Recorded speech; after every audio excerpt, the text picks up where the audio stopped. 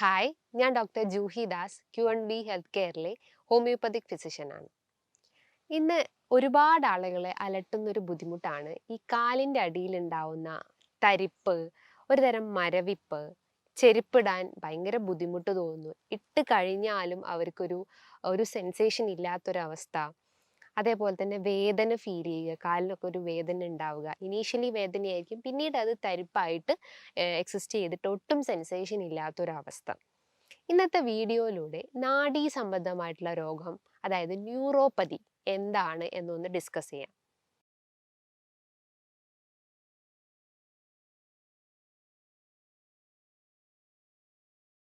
നമ്മുടെ ശരീരത്തിൽ 7 ട്രില്യൺ നാഡികളുണ്ട്. നാഡികളെ ധർമ്മം എന്താണ്? നമ്മുടെ പേശികൾക്കും അല്ലെങ്കിൽ എന്തെങ്കിലും ഒരു സെൻസേഷൻസും മൂവ്മെന്റ്സിനെ എല്ലാം കോർഡിനേറ്റ് ചെയ്യുന്നത് ഇത്തരം നാഡികളാണ്.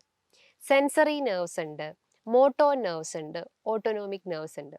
സെൻസറി നെർവ്സ് എന്ന് പറയുമ്പം അപ്പം നമ്മൾ തൊട്ട് കഴിഞ്ഞാൽ അല്ലെങ്കിൽ നമ്മളൊരു ചൂടുള്ള വസ്തു തൊട്ട് കഴിഞ്ഞാൽ നമ്മൾ പെട്ടെന്ന് കൈയെടുക്കുന്നു.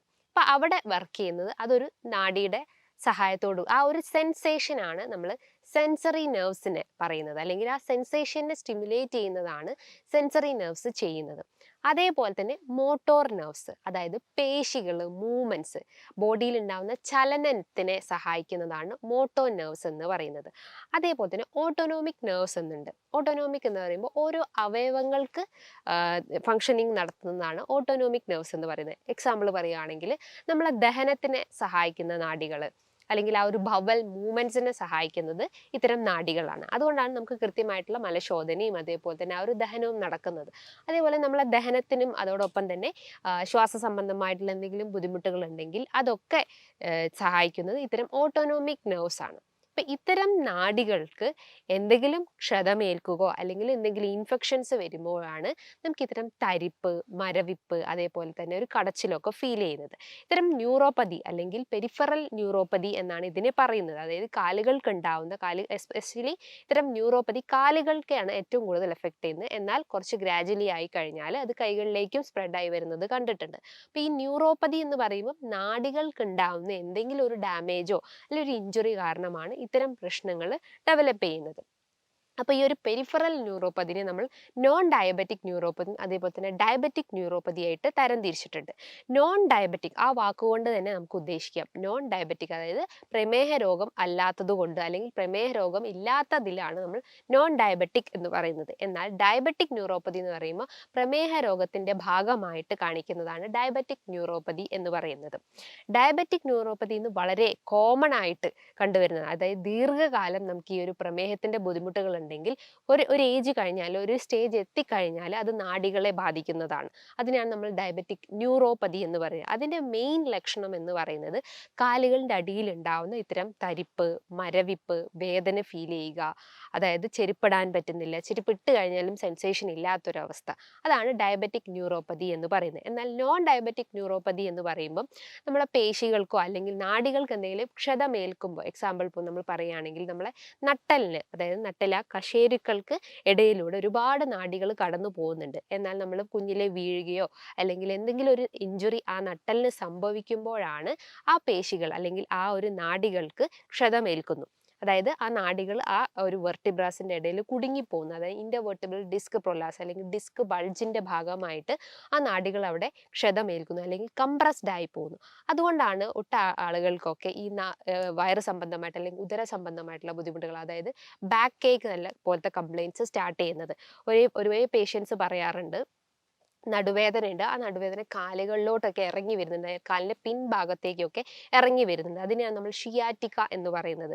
നടക്കാൻ ഒട്ടും പറ്റുന്നില്ല, നടുവിന് ഭയങ്കര ഒരു വലിച്ചില്, ഒരു വേദന ഫീൽ ചെയ്യുക. അത് ഇന്റർവെർട്ടിബ്രൽ ഡിസ്ക് പ്രൊലാപ്സ് കാരണം നാഡികൾ ക്ഷതമേൽക്കുന്നു. അങ്ങനെ നമുക്ക് ഷിയാറ്റിക്ക എന്ന കംപ്ലയിൻറ്റ്സ് സ്റ്റാർട്ട് ചെയ്യാവുന്നതാണ്. അതാണ് നോൺ ഡയബറ്റിക് ന്യൂറോപ്പതി എന്ന് പറയുന്നത്. അതായത് നാഡികൾക്ക് ഉണ്ടാകുന്ന ക്ഷതം കൊണ്ടാണ്, അല്ലെങ്കിൽ നമ്മുടെ നാഡികൾക്ക് എന്തെങ്കിലും ഇൻഫെക്ഷൻസ് വരിക, അപ്പം എന്തെങ്കിലും ബാക്ടീരിയൽ ഇൻഫെക്ഷൻസ് ഇൻഫെക്ഷൻസോ അല്ലെങ്കിൽ വൈറൽ ഇൻഫെക്ഷൻസിന്റെ ഭാഗമായിട്ടൊക്കെ ഇത്തരം നാഡികൾക്ക് ക്ഷതമേൽക്കാനുള്ള ഒരു ചാൻസസ് ഉണ്ട്. അപ്പോൾ ഇത്തരം 2 ടൈപ്സ് ആക്കിയിട്ടാണ് നമ്മൾ ന്യൂറോപ്പതിനെ തരം തിരിച്ചിട്ടുള്ളത്. എന്നാൽ ഡയബറ്റിക് ന്യൂറോപ്പതി എന്ന് പറയുമ്പം കാലങ്ങളായിട്ട് ഷുഗറിന് നമ്മൾ മെഡിസിൻസ് എടുക്കുന്നു, ഇൻസുലിൻസ് എടുക്കുന്നു. എന്നാൽ ഇതൊന്നും നമ്മൾ കൺട്രോൾ ചെയ്തിട്ടില്ലെങ്കിൽ അത് ഈ ഡയബറ്റിക് ന്യൂറോപ്പതിയിലേക്ക് ലീഡ് ചെയ്യാനുള്ള ഒരു ചാൻസസ് ഉണ്ട്. അപ്പോൾ പ്രമേഹം നമ്മൾ ആദ്യം നിയന്ത്രിച്ചു കഴിഞ്ഞാലുള്ള ഇത്തരം ന്യൂറോപ്പതി കംപ്ലയിൻസ് റെഡ്യൂസ് ചെയ്യാൻ പറ്റത്തുള്ളൂ. അപ്പോൾ ഈ പ്രമേഹം നിയന്ത്രിക്കാൻ വേണ്ടിയിട്ട് 2021 അമേരിക്കൻ ഡയബറ്റിക് അസോസിയേഷൻസിലെ ജേർണൽസിൽ പറയുന്നുണ്ട്, നമ്മൾ ഈ പറയുന്ന 7 കാര്യങ്ങൾ ഫോളോ ചെയ്യണം ലൈഫിൽ. അത് ആദ്യത്തേത് ഭക്ഷണ രീതികളാണ്. ഭക്ഷണ രീതികളിൽ നമ്മൾ ആദ്യം ഷുഗർ മാക്സിമം അവോയ്ഡ് ചെയ്യാൻ ശ്രമിക്കുക. ഷുഗർ എന്ന് പറയുമ്പോൾ പഞ്ചസാര, നമ്മൾ ചായയിലും കാപ്പിയിലും ഒക്കെ ആഡ് ചെയ്യുന്ന പഞ്ചസാര മാത്രമല്ല, നമ്മൾ അല്ലാതെ കഴിക്കുന്ന പേസ്ട്രീസ്, ഐസ്ക്രീംസ്, ചോക്ലേറ്റ്സ്, പേഡാസ്, ഇതിലൊക്കെ ധാരാളം ആർട്ടിഫിഷ്യൽ സ്വീറ്റ്നേഴ്സ് ആഡ് ചെയ്തിട്ടുണ്ട്. അപ്പം അതിൻ്റെ അളവ് മാക്സിമം കുറയ്ക്കാൻ ശ്രമിക്കുക. അതായത് നമ്മളൊരു പ്രായം എത്തിക്കഴിഞ്ഞാൽ നമുക്ക് ആ ഒരു ഷുഗറിനോട് ഭയങ്കരമായിട്ട് ഒരു ക്രേവിങ്സ് ഉണ്ടാവും. അപ്പം ആ ക്രേവിങ്സിനെ നമ്മൾ മാക്സിമം കൺട്രോൾ ചെയ്യാൻ ശ്രമിക്കുക.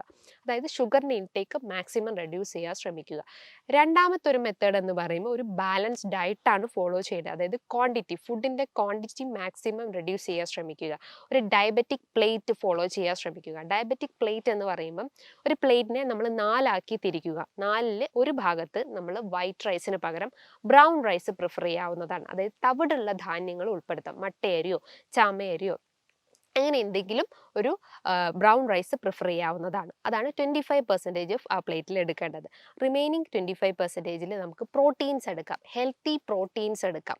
ഹെൽത്തി പ്രോട്ടീൻസ് പറയുമ്പോൾ മുട്ട, പാല്, അതേപോലെ തന്നെ തൈര്, നട്ട്സ്, ഇതിലൊക്കെ ഹെൽത്തി പ്രോട്ടീൻസ് അടങ്ങിയിട്ടുണ്ട്. അത് ഒരു ഭാഗമായിട്ട് നമുക്ക് കഴിക്കാവുന്നതാണ്. മറ്റൊരു ഭാഗമായിട്ട് നമ്മൾ ഫൈബേഴ്സ് എടുക്കാവുന്നതാണ്, സോല്യുബിൾ ഫൈബേഴ്സ് എടുക്കാവുന്നതാണ്. അതായത് ഫ്രൂട്ട്സിലും വെജിറ്റബിൾസിലും എല്ലാം കാണപ്പെടുന്ന ഫൈബേഴ്സ് നമുക്ക് എടുക്കാവുന്നതാണ്. മറ്റൊന്ന് ഫാറ്റ്സ് എടുക്കാം. ഫാറ്റ്സ് എന്ന് പറയുമ്പോൾ ഹെൽത്തി ഫാറ്റ്സ് എടുക്കാവുന്നതാണ്. അതേപോലെ തന്നെ വെജിറ്റബിൾസും മറ്റൊരു ഭാഗമാക്കി. അങ്ങനെ ഒരു 4 രീതിയിലായിരിക്കണം നമ്മളൊരു പ്ലേറ്റ് എന്ന് പറയുന്നത്. പകരം നമ്മൾ ഇത്തരം ചോറ് വലിച്ചു വാരി കഴിച്ചാൽ ബോഡിയിൽ ഇൻസുലിൻ റെസിസ്റ്റൻസ് എന്ന കണ്ടീഷൻസ് ഡെവലപ്പ് ചെയ്യുകയും അതിൻ്റെ ഭാഗമായിട്ട് അമിതവണ്ണം, കുടവയറിൻ്റെ പ്രശ്നങ്ങൾ, ഫാറ്റി ലിവർ കംപ്ലയിൻസ് എല്ലാം സ്റ്റാർട്ട് ചെയ്യാവുന്നതാണ്. ഇനി മറ്റൊരു മെത്തേഡ് എന്ന് പറയുമ്പോൾ എക്സസൈസ് ആണ്. എക്സസൈസ് എന്ന് പറയുമ്പോൾ എന്താ, നമ്മളെ മസിൽസിന് കൂടുതൽ ഒരു പ്രഷർ കൊടുക്കുന്ന അല്ലെങ്കിൽ കൂടുതൽ സ്ട്രെങ്ത് കൊടുക്കുന്ന രീതിയിലുള്ള എക്സസൈസ് ഫോളോ ചെയ്യാൻ ശ്രമിക്കുക. അതായത് കാഫ് മസിൽസ് അല്ലെങ്കിൽ നമ്മുടെ തൈസിൻ്റെ മസിൽസിനൊക്കെ കൂടുതൽ സ്ട്രെങ്ത് കൊടുക്കുന്ന എക്സസൈസ് ഡെയിലി ഒരു 15 മിനിറ്റോ അല്ലെങ്കിൽ 30 മിനിറ്റോ ഹെവി വർക്കൗട്ട്സ് ചെയ്യാൻ ശ്രമിക്കുക. ഇനി മറ്റൊരു ടിപ്സ് എന്ന് പറയുമ്പം ഉറക്കത്തിൻ്റെ അളവ് 6 മണിക്കൂർ മുതൽ 8 മണിക്കൂർ എന്നുള്ള രീതിയിലുള്ള ഒരു ഡീപ്പ് സ്ലീപ്പ് മാക്സിമം മെയിൻറ്റെയിൻ ചെയ്യാൻ ശ്രമിക്കുക. അതോടൊപ്പം തന്നെ നിങ്ങളുടെ ശരീരത്തിലെ വിറ്റാമിൻ ഡിൻ്റെ ഡെഫിഷ്യൻസീസ് ഉണ്ടെങ്കിൽ അതും കറക്റ്റ് ചെയ്യേണ്ടതാണ്. പലർക്കും ഇന്ന് കോമൺ ആയിട്ട് ഒരു അറൌണ്ട് 60% ആളുകൾക്കും ഇത്തരം വിറ്റമിൻ ഡിൻ്റെ ഡെഫിഷ്യൻസീസ് ഉണ്ട്. അതാദ്യം കറക്റ്റ് ചെയ്യാൻ ശ്രമിക്കുക. ഈ വിറ്റമിൻ ഡിൻ്റെ ഡെഫിഷ്യൻസീസ് ഉണ്ടെങ്കിൽ അതോടൊപ്പം തന്നെ വിറ്റമിൻ B12 ഡെഫിഷ്യൻസീസ് ഒക്കെ ഉണ്ടെങ്കിൽ നമുക്ക് ഇത്തരം നാഡീ സംബന്ധമായിട്ടുള്ള ബുദ്ധിമുട്ടുകൾ വളരെ കോമൺ ആയിട്ട് കണ്ടുവരുന്നുണ്ട്. അപ്പോൾ അത്തരം ഡെഫിഷ്യൻസീസ് ഉണ്ടെങ്കിൽ അത് നമ്മൾ ഭക്ഷണത്തിലൂടെ തന്നെ കറക്റ്റ് ചെയ്യാൻ ശ്രമിക്കുക. അതേപോലെ തന്നെ മറ്റൊരു മെത്തേഡ് എന്ന് പറയുമ്പോൾ ഇൻ്റർമീഡിയറ്റ് ഫാസ്റ്റിംഗ് ഫോളോ ചെയ്യാൻ ശ്രമിക്കുക. ഇത് നമ്മളെ വെയിറ്റ് കുറയ്ക്കാൻ സഹായിക്കുന്നതാണ്. അമിതവണ്ണം അല്ലെങ്കിൽ കുടവയറിൻ്റെ പ്രശ്നങ്ങൾ, ഫാറ്റി ലിവർ കംപ്ലയിൻസ്, ഇത്തരം ലൈഫ് സ്റ്റൈൽ ഡിസീസ് എല്ലാം നമുക്ക് റെഡ്യൂസ് ചെയ്യാൻ പറ്റുന്നതാണ്. അപ്പോൾ ഇത്തരം ഫാസ്റ്റിങ്സ് ഫോളോ ചെയ്യാൻ ശ്രമിക്കുക. ഈ പറഞ്ഞിട്ടുള്ള 7 കാര്യങ്ങൾ നിങ്ങളുടെ ലൈഫിൽ ഡെയിലി ഫോളോ ചെയ്ത് കഴിഞ്ഞാൽ ഇത്തരം ന്യൂറോപ്പതി സംബന്ധമായിട്ടുള്ള ബുദ്ധിമുട്ടുകളും അതേപോലെ തന്നെ ലൈഫ് സ്റ്റൈൽ ഡിസീസ് ആയിട്ടുള്ള ഡയബറ്റിസ്, അതേപോലെ തന്നെ ഫാറ്റി ലിവർ കംപ്ലയിൻസ് എല്ലാം നമുക്ക് റെഡ്യൂസ് ചെയ്യാൻ പറ്റുന്നതാണ്. ഇത്തരം കാലിൻ്റെ അടിയിൽ ഉണ്ടാവുന്ന തരിപ്പ്, മരവിപ്പ് പ്രശ്നങ്ങൾക്ക് വേണ്ടിയിട്ട് നിങ്ങൾ വീട്ടിൽ തന്നെ നിങ്ങൾക്ക് യൂസ് ചെയ്യാവുന്ന മെത്തേഡ്സ് എന്ന് പറയുമ്പം നിങ്ങൾക്ക് ചപ്പൽസ് യൂസ് ചെയ്യാവുന്നതാണ്. അതായത് സോഫ്റ്റ് ചപ്പൽസ് യൂസ് ചെയ്യാവുന്നതാണ്. സോക്സ് ഒക്കെ ഇട്ടിട്ട് മാക്സിമം ആ ഒരു ഫ്ലോറിൽ സോക്സ് ഒക്കെ ഇട്ട് യൂസ് ചെയ്യാൻ ശ്രമിക്കുക. സോക്സ് യൂസ് ചെയ്യുകയാണെങ്കിൽ തന്നെ സോഫ്റ്റ് ആയിട്ടുള്ള ഐറ്റംസ് യൂസ് ചെയ്യാൻ ശ്രമിക്കുക. അതേപോലെ തന്നെ എന്തെങ്കിലും വിറ്റമിൻ B12 ഡെഫിഷ്യൻസീസ് ഉണ്ടെങ്കിൽ നിങ്ങളുടെ ഭക്ഷണത്തിൽ നട്ട്സ് ഉൾപ്പെടുത്താൻ ശ്രമിക്കുക. അതേപോലെ തന്നെ ചെറിയ മത്സ്യങ്ങളൊക്കെ ഉൾപ്പെടുത്തി കഴിഞ്ഞാൽ ഇത്തരം ഡെഫിഷ്യൻസീസ് നമുക്ക് കറക്റ്റ് ചെയ്യാൻ പറ്റുന്നതാണ്.